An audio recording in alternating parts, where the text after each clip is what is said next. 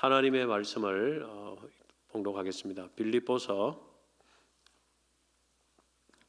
2장 5절에서 11절 말씀입니다. 빌립보서 2장 5절에서 11절 교독을 하도록 하겠습니다. 너희 안에 이 마음을 품으라. 곧 그리스도 예수의 마음이니 하나님의 본체신 하나님의 동등됨을 취할 것으로 여기지 아니하시고 오히려 자기를 비워 종의 형체를 가지사 사람들과 같이 되셨고 사람의 모양으로 나타나 자기를 낮추시고 죽기까지 복종하셨습니다. 십자가의 종 이러므로 하나님이 그를 지극히 높여 모든 이름 위에 뛰어난 이름을 주사 하늘에 있는 자 땅에 있는 자들과 땅 아래에 있는 자들 모든 무릎을 예수의 이름에 꿇게 하시고 다 같이 겠습니다. 모든 입으로 예수 그리스도를 주라 시인하여 하나님 아버지께 영광을 돌리게 하셨느니라. 아멘. 그리스도 예수의 마음을 품으라. 그리스도 예수의 마음을 품으라 라는 제목으로 말씀을 전하겠습니다. 오늘날 우리 한국의 정치를 보면 국민들의 마음이 우울합니다. 정치는 어떻게 보면 전쟁 같습니다. 둘 중 하나는 죽어야 끝이 나는 것 같습니다. 죽이는 쪽이 승리를 하는 것입니다. 그래서 서로 물고 뜯고 죽이려고 합니다. 이것은 비단 현대만 그런 것이 아니고 과거에도 마찬가지였습니다. 그런데 현대의 이렇게 정치를 보면 지는 쪽은 대부분 스스로 분열하는 쪽이 결국 패배하는 것을 이렇게 보게 됩니다. 지난번도 박근혜 대통령 탄핵 때도 당시 여당이죠. 여당이 자기들끼리 싸우고 분열하다가 역시 패배를 했죠. 또 아직 끝나지 않았지만은 이번에도 어찌 보면 또 같은 전철을 밟고 있는 것 같이 보입니다. 아직 두고 봐야 되겠지만은 정치만 그런 것이 아니고 교회도 저는 마찬가지라고 생각합니다. 많은 교회들이 이렇게 마귀와 싸우고 또 세상과 이렇게 영적 싸움을 싸워야 되는데 내적으로 그렇게 싸우고 분열하다가 참 스스로 자멸하게 되는 이런 경우들이 참 많이 있습니다. 내적으로 싸우면 답이 없어요. 이길 방법이 없는 겁니다. 이길 방법이 없어요. 우리 이런 소식들을 많이 듣고 있습니다. 역사와 전통이 아무리 많아도 사람이 아무리 많아도 내적으로 분열하는 교회는 결국에는 무너지게 됩니다. 싸우는 교회에 어느 성도가 있겠습니까? 성도도 떠나고 교회는 텅텅 비게 되어 있습니다. 그리고 그 다툼을 주도한 사람들은 결국 하나님이 심판을 받게 될 것입니다. 교회는 그리스도의 몸이고 신부입니다. 자기 신부를 죽이고 있는데 신랑이 가만히 두고 보고 있을 신랑은 세상 천지에 아무도 없습니다. 교회는 그리스도 신부가 아니겠습니까? 그리스도께서 절대 가만히 두지 않겠죠. 성경에 보면 나오는 교회들도 참 다투고 하나 되지 못하는 교회들이 상당히 있었습니다. 그 대표적인 교회가 고린도 교회입니다.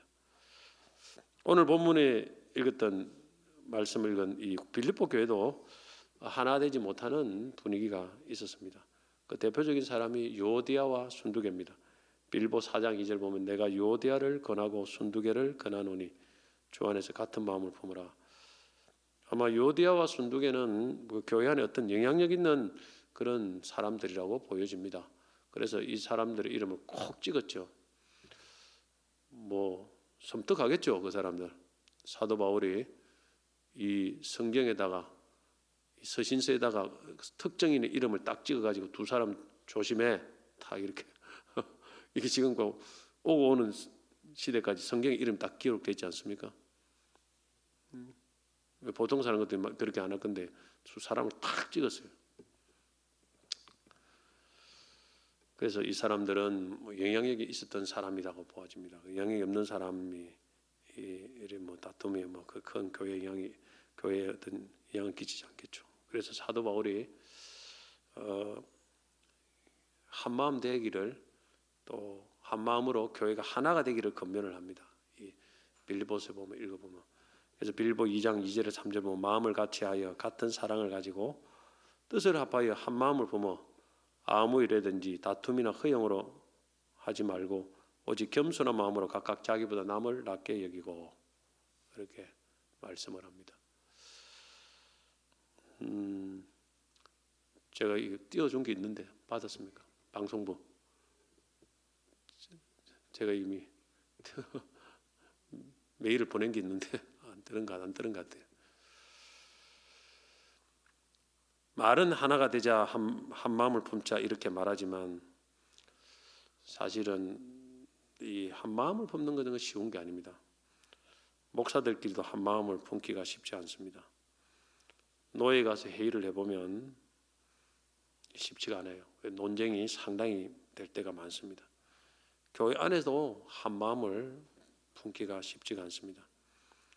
왜냐하면 사람마다 자신이 옳다는 그런 어떤 딱 주관이 딱 갖고 있는 사람들이 굉장히 많아요. 그 믿음이 좋든지 안 좋든지 그거 상관없는 것 같아요. 가정에서도 부부간에, 부모와 자녀간에도 한 마음이 잘 안 됩니다. 어떻게 이게 가능할까요? 어떤 사람도 서로 대화를 하면서 양보하면서 하나가 될 수 있습니다. 이 정치적으로 하나 주고받게, 하나 주고 하나 받고, 이 정치적 방법이죠. 뭐 진리보다는 그냥 하나 주고받고 하는. 또 안 그러면 일방적으로 낮은 사람이 높은 사람에게 맞춰서 하나가 되는 방법이 있습니다. 위에서 탁 하면 그냥 그대로 순종해서 나가면 하나가 되겠죠. 그러면 이제 또 낮은 사람 마음이 힘들어지겠죠. 자, 성경적으로 하나가 되는 길은 뭐가 있을까요? 우리 성경적으로 잘 봐야 됩니다. 세상적인 방법은 뭐 너무 많이 판쳐요. 그런데 이제 성도들이 성경은 잘 안 보고 세상에 있는 뭐 뉴스라든지 세상에 있는 뭐 이런 많은 글들을 많이 읽고 뭐 보다 보니까 이 세상에 있는 방법이 마치 그 진리처럼 생각을 합니다. 그런데 진리는 성경밖에 없습니다. 맞죠? 그 세상적인 방법을 교회에 도입하고 성도들 해보면 되는 것 같지만은 그거는 하나님이 기뻐하는 그런 모습은 아닙니다. 한번 세상에 보십시오. 수많은 이론들이 있는데 세상이 하나가 됩니까? 계속 갈수록 어찌 보면 옛날에 뭐 삼김 시대가 좀 낭만이 있던 시대, 삼김 시대. 그때는 뭐 쫙 갈라졌지만은 삼김 시대는 이 세 분들이 합의만 하면은 뭐 다 따라왔어요. 그 밑에 있는 사람들이 다 따르고 그냥 합의가 되고 뭐 정치적으로 됐는데 이 상김 시대가 끝나고 나면 이제 그런 게 없어질 줄 알았더만 오히려 더 심해진 것 같아요. 그런 상김과 같은 이런 어떤 리더십이 있는 분들이 존재 안 하니까 뭐 전부 다 그냥 뭐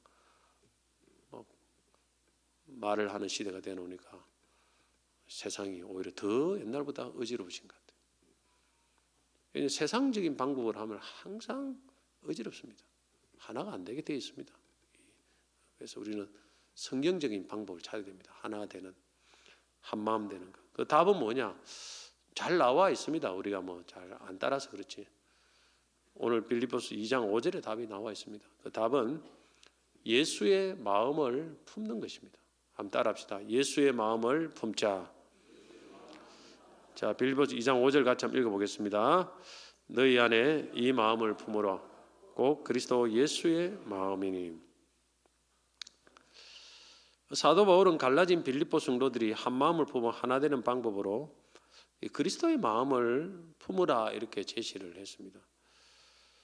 뭐 좀 이렇게 추상적인 뭐 그런 것처럼 보이지 않습니까? 안 그러면 모회가 회의를 해서 뭐 좀 듣고 의견도 듣고 뭐도 하고 뭐 이런 뭐 방법을 제시를 안 하고 굉장히 너무 참 기본적인 너무나 뻔한 그리스도의 마음을 품으라. 그리스도 예수의 마음을 품으라. 이게 성경이에요, 사실. 세상은 뭐 수많은 뭐 이런 방법을 이걸 해보고 저래 해보고 이거 해보고 저거 해보고 막 하는데 성경은 너무 때로는 단순합니다. 예수의 마음을 품으면 된다. 예수가 답입니다. 예수가 들어가야 됩니다. 오늘 열 가정에도 예수가 안 들어가서 아무리 자기들끼리 해보세요. 하나가 되는 거. 그 하나가 되는 것은 주님이 기뻐하는 하나가 아니고 인본주의적인 하나입니다. 절대 기뻐하지 않습니다. 예수가 답입니다. 예수가 들어가야 됩니다. 근데 우리가 다 예수님을 믿는다고 하면서 예수님의 마음을 참 잘 품지를 못하는 것 같습니다. 입으로 예수님을 이야기한다고 예수의 마음을 품는 것은 아닙니다. 성령의 도우심으로 예수님을 늘 바라보고 예수의 마음을 알고 그 마음을 사모하고 그 마음을 품기 위해서 기도해야 조금 예수의 마음이 들올동말동하는 것입니다. 그 예수의 마음이 내게 임해야 다른 사람과 한 마음이 될 수 있습니다. 공통분모는 예수입니다. 가정이나 교회나 세상이나 마찬가지입니다. 그 예수의 마음은 어떤 마음입니까? 그 마음은 겸손과 섬김의 마음입니다. 요약을 하면 3절 4절 3절 빌보스 2장 3절 4절 보면 아무 일에든지 다툼이나 허영으로 하지 말고 오직 겸손한 마음으로 각각 자기보다 남을 낮게 여기고 각각 자기 일을 돌볼 뿐더러 각각 다른 사람의 일을 돌보아 나의 기쁨을 충만하게 하라. 어떤 하나님의 일을 할 때 다툼이나 허영으로 하지 말라는 것입니다. 이거는 이제 이렇게 하면 교만한 마음으로 하는 거예요. 막 다투고 너무 다투지 마세요. 허영, 겉으로 막 드러내려고 하는 그런 마음 아닙니까? 겉으로 막 드러내고 남보다 더 잘하려고 하고 남을 이기려고 하고 남보다 더 돋보이기 위해서 이런 마음을 갖고 하면 자꾸 갈등이 조장이 되고 다툼이 생깁니다. 이런 마음을 갖고 하면은 열심을 내도 하나가 안 돼요. 겸손한 마음으로 하라는 거예요. 겸손한. 이 마음은 자기보다 남을 낮게 여기는 거예요. 자기보다 남을 낮게 여기는 마음. 뿐만 아니라 다른 사람의 일까지도 돌보는 섬김의 마음. 이 마음을 품으라 이렇게 냈죠. 그게 예수의 마음이죠. 그게 겸손과 섬김입니다. 이렇게 하면은 늘 한 마음이 될 수밖에 없는 거예요. 안 그러면 다투고 시기하고 경쟁하고 막 섬기기보다 자기 일에 몰두하고 막 공동체가 갈등이 생깁니다. 열심을 내도 갈등이 생기고 문제는 마음에 있습니다. 그러면 예수의 마음은 구체적으로 어떤 마음일까요? 오늘 그 본문이 세 가지입니다. 첫째는 자신의 권리를 취하지 않는 그 마음이죠. 이 겸손한 마음이죠. 6절 한번 같이 보겠습니다. 6절 같이 읽어보겠습니다. 시작. 그는 근본 하나님 본체시나 하나님과 동등됨을 취할 것으로 여기지 아니하시고. 예수님은 하나님 본체입니다. 하나님 자체예요. 그런데 하나님과 동등됨. 하나님이니까 하나님의 대우를 받아야 되겠죠. 하나님의 권리를 누려야 되겠죠. 그러나 그것을 취할 것으로 여기지 아니하고 내가 그것을 당연하게 누릴 수 있어요. 사실 당연히 누려야 되는데 그런데 그것을 내가 누릴 것으로 아예 생각지도 안 했다는 거예요. 이것이 예수님의 참 겸손의 마음의 첫 번째 겸손의 마음입니다. 어떤 교회에 제가 근래 이야기를 들었는데 대형차가 이게 큰 대형차를 이제 운행을 하는데 운전사가 둘이 있습니다. 근데 한 분은 수요일, 주일, 새벽 등등을 운전을 해요. 또 다른 한 대형차는 운전기사는 새벽에는 운전 안 해요. 수요일하고 주일 이렇게만 운행을 합니다. 그런데 주일, 새벽, 수요일 이렇게 운전하는 기사에게는 교회에서 200만 원을 사례줘서 200만 원을 주고 또 새벽에 안 하는 기사는 10원도 안 줘요. 교회에서. 완전 무료로 봉사하는 거예요. 그런데 이제 점심 식사를 딱 하지 않습니까? 주일 점심 식사를 하고 그 성도들이 차를 딱 타보면 200만 원을 사례 받는 사람은 밥을 일찍 먹고 차 안에 딱 있답니다. 그래가지고 차에 있고 교인들이 타기 전에 미리 차에 히터 에어컨 다 틀어놓고 차 안에 찬양도 틀어놓고 딱 기다린답니다. 그런데 사례를 안 주는 기사는 밥 먹고 느지막하게 막 차 마시고 절대 일찍 타지도 않아요. 히터도 안 틀어놓고 에어컨도 안 틀어놓고 뭐 찬양도 안 틀어놓고 늦게 다 타고 성도들이 타고 있으면 한참 더 저르게 이리 온다는 거야. 그래 어떤 성도가 왜 이 차는 왜 그러냐고 물으니까 젊은 성도가 하는 말이 저는 사례 돈을 주고 이건 안 준다. 그래서 그렇다. 그런 말을 하더라는 거예요. 그리고 그 사례 안 받고 하는 사람 이제 안 한답니다. 그럼 내년에는 안 한다고 안 해가지고 교회에서 그 사람 구한다고 막 광고를 내고 한답니다. 이게 보통 사람들의 마음이 아니겠습니까? 내가 그 이야기를 뭐 가까운 사람 들었어요. 직접 그 교회 다니는 사람인데 그 새벽기도 만에 어떤 사람 200만 어떤 사람은 10원도 안 줘요. 그 사람 심정도 조금 이해가 되더라고. 그러니까 금년하고 이제 때려치우는 거예요. 봉사 안 한다는 게. 뭐 그래도 조금이라도 주면 될 건데 이해가 됩니다. 이해가 되는데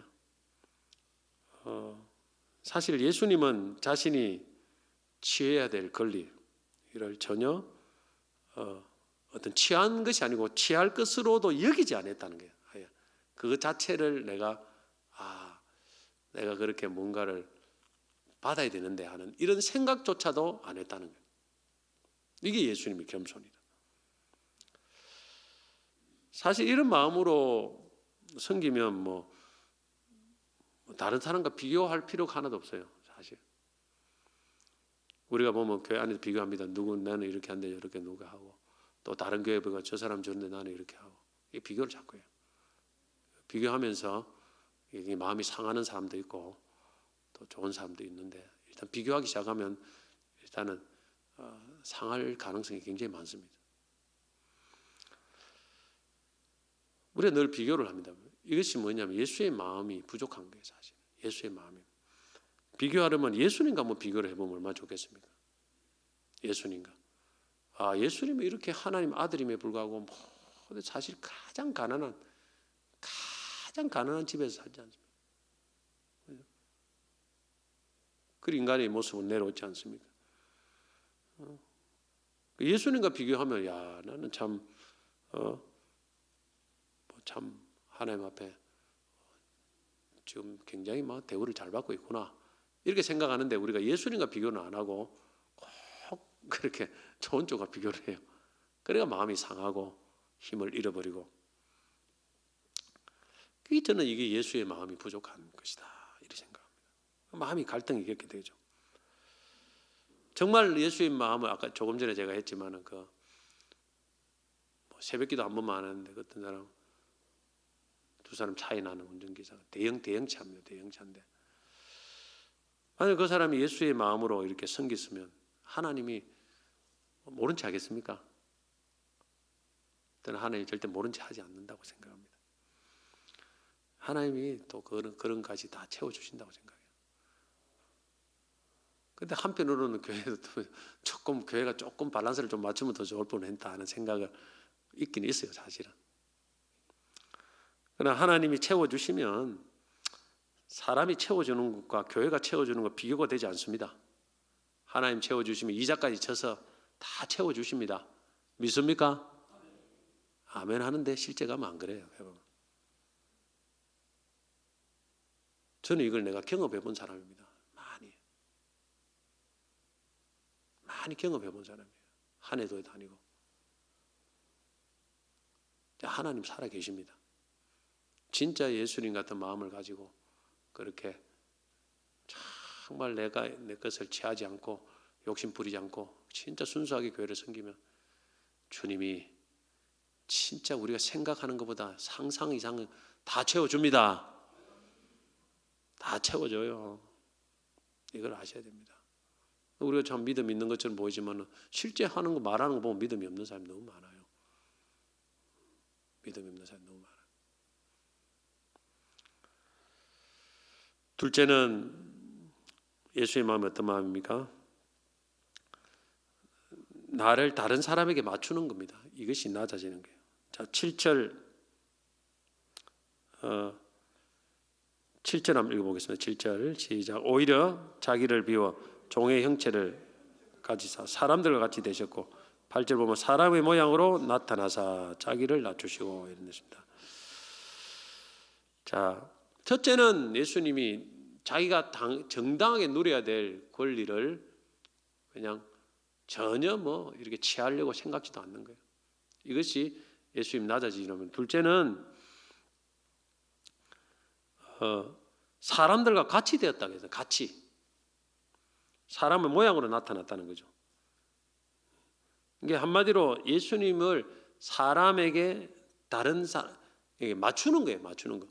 인간에게 예수님은 하나님의 아들이심에도 불구하고 사람들과 같이 된 거예요. 이게 낮아지는 거죠. 부부지간에도 늘 다투는 이유가 하나가 상대방이 나에게 맞추어 달라고 요구하기 때문에 이 갈등이 끊이지는 않습니다. 내가 다른 사람에게 맞추면 아무 갈등이 없어요. 그런데 우리는 늘 반대로 요구합니다. 이건 뭐냐면 예수의 마음이 잘 없다는 것이죠. 예수님은 하나님의 아들이심에도 불구하고 인간에게 맞추었습니다. 인간이 되셨습니다. 이게 자기를 비우고 낮아지지 않으면 절대 이렇게 못 됩니다. 이런 동일시를 한 거죠. 동일시. 여러분 두 사람이 안 맞는 사람이 있습니다. 누가 누구에게 맞춰야 되겠습니까? 누가 누구에게 맞춰야 될까요? 그래서 그 말에 책임질 수 있습니까? 근사님 아주 훈련이 잘 되셨습니다.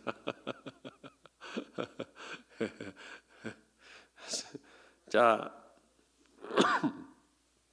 성경을 안 보면 뭐 제가 뭐 여자 남자 이렇게 이야기해가지고 뭐 이렇게 편을 나누기도 안 되고 지금은 강한 자가 약한 자의 약점을 담당해서 맞추라. 이것이 성경적인 그런 말씀이다 볼 수 있습니다. 로마서 15장 1절 보면 믿음이 강한 우리는 마땅히 믿음이 약한 자의 약점을 담당하고 자기를 기쁘게 하지 아니할 것이다. 이 사람이 믿음이 강한 사람이에요. 이것이 겸손한 사람의 모습입니다. 자, 여러분 가난한 자 보고 부자에게 맞추라고 하면 되겠습니까? 가난한 자 보고 부자에 맞추. 왜 이런 데 가는 음식점 더 좋은 데 가자, 비싼 데 가자. 가난한 자는 맞출 수 없어요. 부자가 가난한 자 수준에 맞춰줘야 되는 거예요. 그러면 내가 내 수준에 이런 거 가고 싶지만은 가난한 사람 있지 않습니까? 그러면 그 사람 수준에 맞춰가지고 그 사람 수준에 맞춰서 그게 맞는 곳에 가는 거예요, 사실은. 이것이 진정한 겸손이고 하나 되는 모습이라는 것입니다.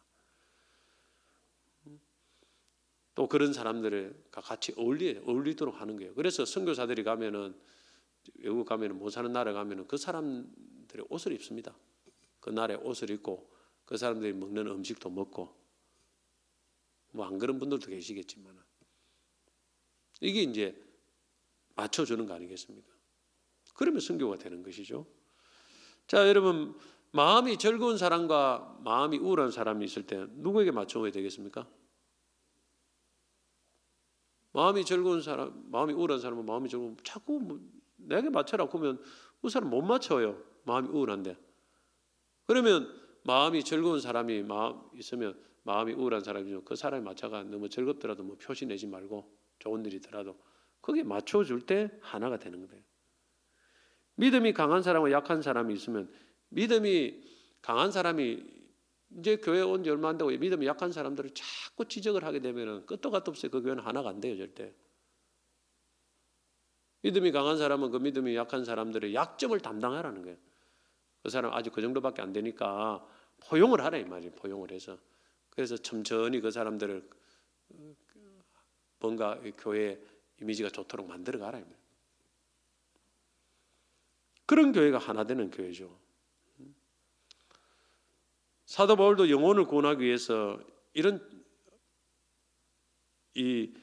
동일시의 전략, 맞춰주는 전략을 썼습니다. 고린도전서 9장 22절 보면 약한 자들에게 내가 약한 자와 같이 된 것은 약한 자들을 얻고자 함이요 내가 여러 사람에게 여러 모습이 된 것은 아무쪼록 몇 사람이라도 구원하고자 함이니.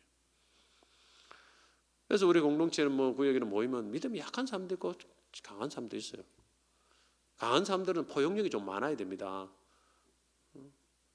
그 사람들이 몰라가지고 뭐 이렇게 말도 실수도 할 수도 있고 또 어떤 문화적인 것이 좀 그렇게 있더라도 그 널리 이해를 하면서 그렇게 돼. 그래서 막 이게 잘못됐, 저게 잘못됐, 여기 잘못됐다고 막 공동회들 하면은 그러면 교회는 절대 하나가 될 수가 없어요. 자녀도 마찬가지고. 그게 하나 되는 모습이라는 말입니다.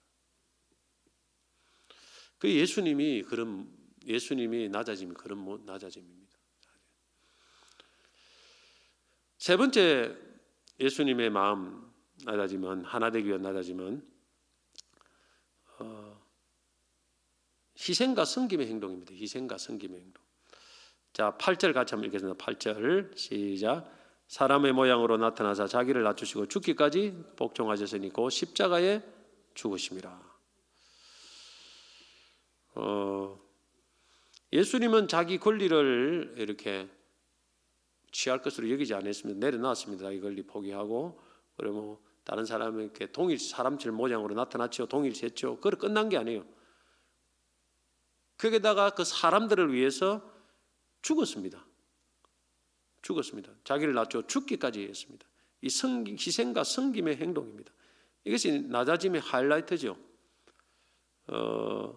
결국에는 희생과 섬김이 없이는 사실은 하나 되는 것은 불가능하다 이렇게 볼 수가 있죠.